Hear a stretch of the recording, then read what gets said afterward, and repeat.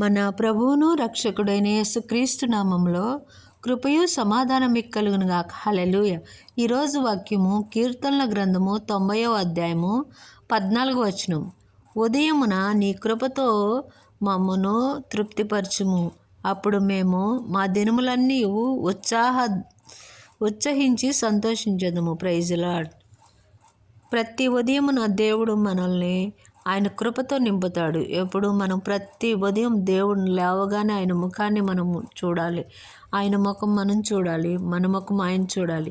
ముసుగులేని ముఖంతో ఆయన ప్రతి దినము ప్రతి క్షణము ఆయన దర్శిస్తూ ఆయన కృపలో మనం ముందుకు సాగుదుం గాక. Praise Lord. హల్లెలూయా.